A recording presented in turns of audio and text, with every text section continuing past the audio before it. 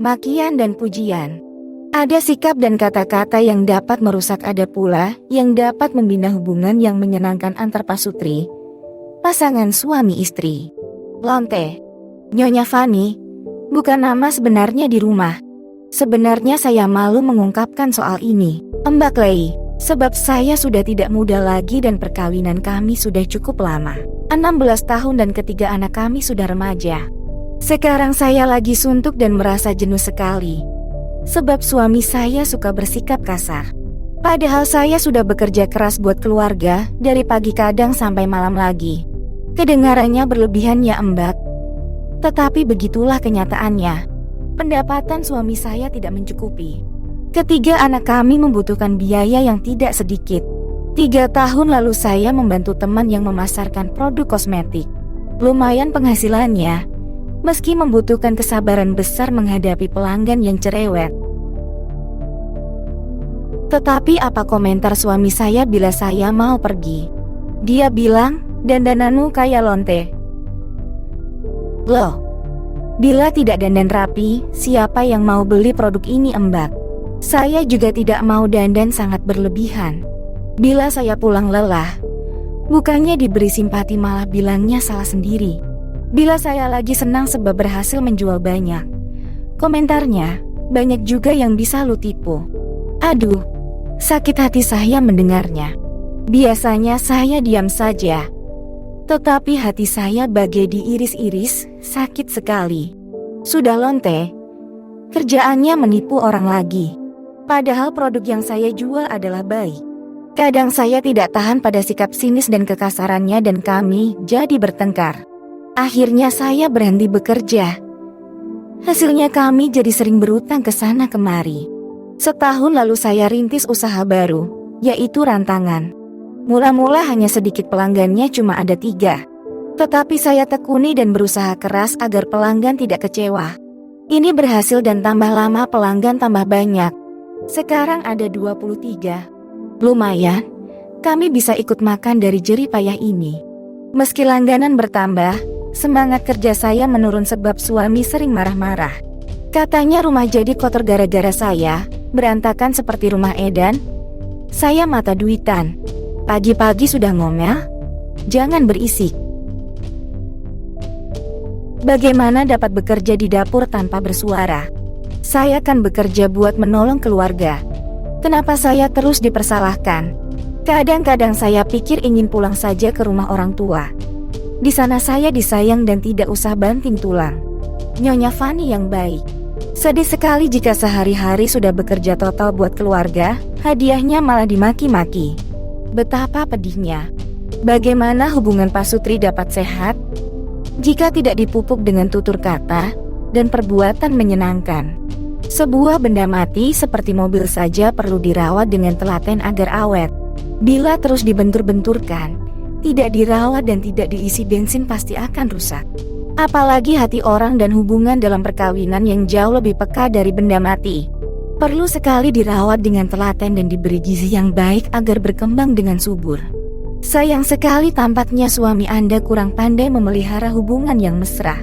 Padahal dia memiliki istri yang rajin dan punya inisiatif untuk mengurangi beban finansial keluarga. Saya juga khawatir mungkin suami Anda sedang dilanda stres sebab penghasilannya tidak cukup. Atau di tempat kerjanya mengalami banyak tekanan, hingga ambang toleransinya berkurang. Dia jadi mudah meledak jika ada yang tidak sesuai dengan seleranya. Mungkin pula sudah ada bibit-bibit rasa rendah diri sejak kecil yang minta dipuaskan. Sehingga tiap ada kesempatan menang dia menyerang dan merendahkan lawannya. Sayang sekali lawan yang paling sering ketemu adalah istrinya sendiri, teman seperjuangan hidupnya, yang sepatutnya diajak kerjasama dalam mengarungi hidup ini bersama keluarganya. Buat saling mendukung dan saling mengembangkan potensi yang baik-baik. Bukan malah merusaknya. Menurut para peneliti perkawinan, keeratan dan kebahagiaan perkawinan bukan terjadi karena ada peristiwa besar-besar yang memang jarang terjadi tetapi dibina dari soal kecil sehari-hari. Ketika minum kopi bersama, sarapan, membaca koran, nonton TV dan seterusnya. Adakah kemesraan di sana? Misalkan jika istri lelah berkeringat setelah berjuang di dapur sepanjang hari, Suami dapat membuatkan istrinya esari buah kegemaran istri. Atau bertanya, ada yang dapat dibantu? Bukan dengan bermuka masam sambil nyap-nyap. Kapan beresnya nih? Model kasar ini malah mengecutkan hubungan. Atau ketika suami pulang kelelahan, istri menyambutnya dengan tersenyum, kadang memberikan pelukan ringan. Tidak dengan tetap duduk saja sambil nonton TV. Meski istri pun sudah lelah bekerja di rumah atau di luar, sambutan manis istri dapat menjernihkan suasana selanjutnya. Begitu pula sebaliknya, jika suami dulu yang pulang dari istrinya. Jamu lain yang cukup manjur pula buat memperbaiki bocel-bocel perkawinan adalah sediakan sekitar 20 menit buat ngobrol ringan. Jangan terus bekerja sepanjang hari di dapur, atau selalu membawa setumpuk pekerjaan untuk dikoreksi di rumah. Sediakan waktu buat santai bersama pasangan, atau ngobrol apa saja yang menyenangkan, atau yang menarik yang baru terjadi. Dalam percakapan ini ungkapkanlah perhatian, rasa kebersamaan, dan rasa sayang. Misalkan istri bercerita, tadi saya dimaki-maki tukang ojek waktu ke pasar. Suami, mengapa sampai dimaki mah? Memberi perhatian. Istri, saya salah memberi uang terburu-buru sih, sebab hampir diserempet mobil. Suami, sontolowi juga dia, main maki saja. Orang kan bisa salah. Istri merasa dimengerti dan disayang suaminya.